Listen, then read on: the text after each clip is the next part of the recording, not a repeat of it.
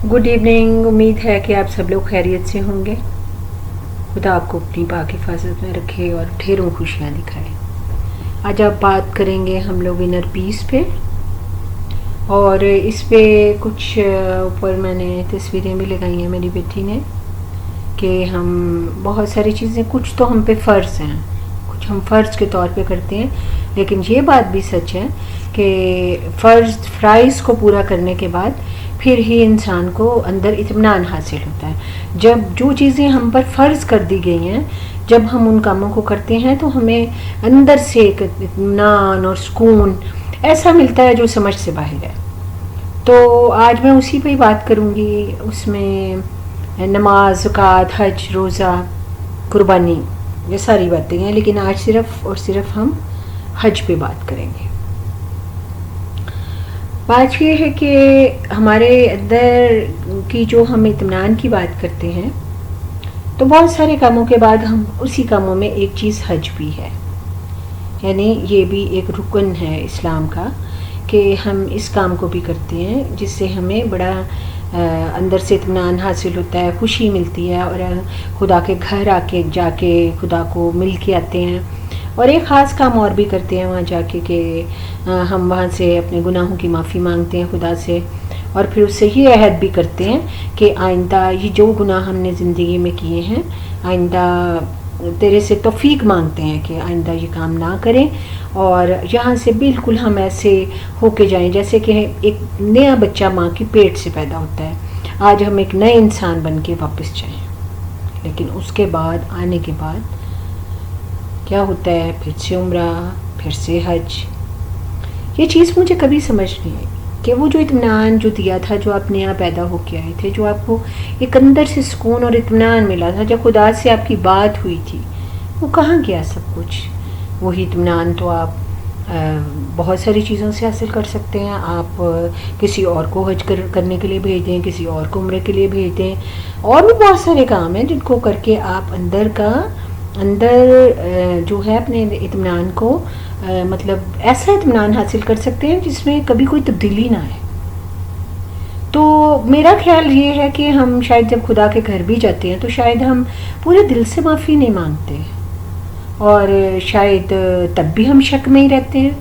या तो वो शक है, या फिर वो एक ऐसा काम बना दिया गया है बार बार जाना कि जिसके ज़्यादा जाने से मुझे ज़्यादा इज़्ज़त मिलेगी, वरना एक दफ़ा हज और उम्रा करने के बाद 1 साल क्या उसके बाद मेरा नहीं ख्याल कि इंसान को दोबारा ज़रूरत रहती है। जब मैंने खुदा से एक वादा कर लिया कि मेरे रब, जब अल्लाह ताला मैं तुझसे माफ़ी मांगता हूँ अपने पुराने गुनाहों के लिए, अब तो मुझे ऐसा करते जैसे मैं माँ के पेट से नया होके वापस जाता हूँ।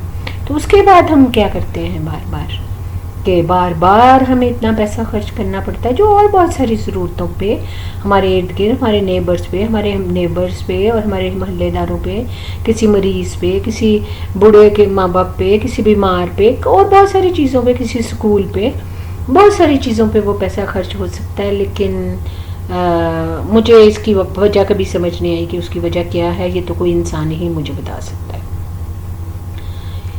क्योंकि एक दो से जब मैंने पूछा भी है तो उन्होंने कहा हमें अच्छा लगता है।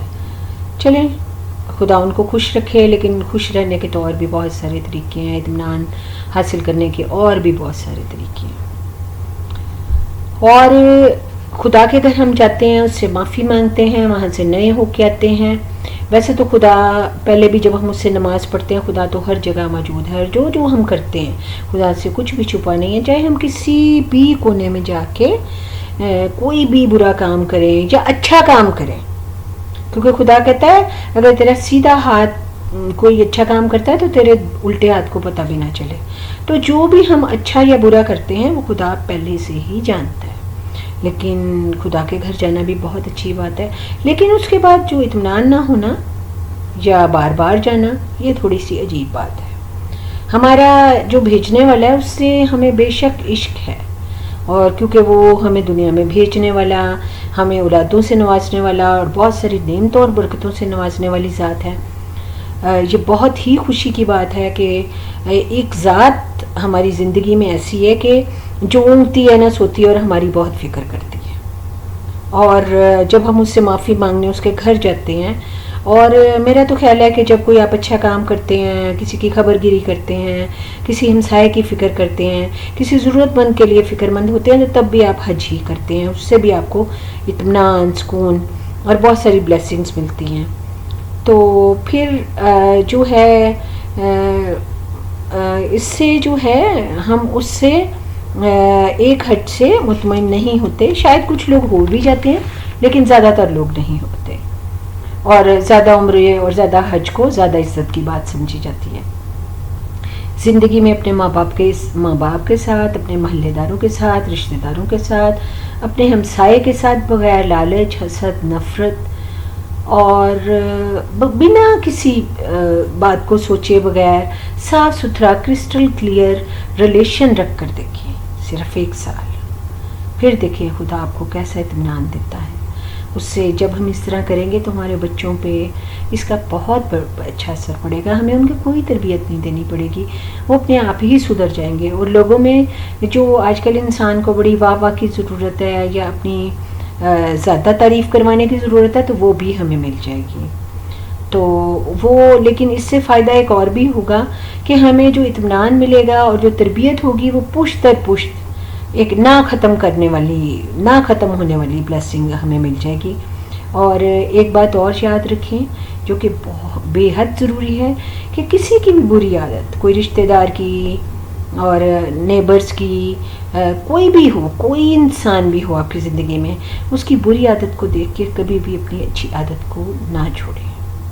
پھر آپ دیکھنا کہ خدا ہمیں کتنا زیادہ برکتوں سے نوازتا ہے، اور وہ ایسی برکتیں ہوں گی کہ پھر ہم دودھ اور شہد کی نہریں بہتی رہیں گی ہمارے ارد گرد، اور ہمیں کبھی بھی کوئی کمی نہیں ہوگی۔ اور جس اولاد کے لیے ہم تڑپتے ہیں، اس کے لیے سب کچھ بناتے ہیں، اور ہماری اولاد جو ہے وہ خود ہی اچھی چیزوں میں بڑھتی جائے گی، اور وہ بڑی ہمارے لیے ویلیوبل ہمارے بچے ہوں گے۔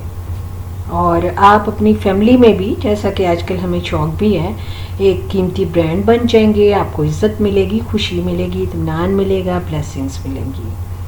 سننے کے لیے شکریہ، آمین ثم آمین۔ خدا آپ سب کو بڑی عزت اور برکت دے۔ میرے چینل کو سبسکرائب کریں اور لائک کریں اور فیڈ بیک دیں، اور اپنا خیال رکھیں۔ خدا حافظ۔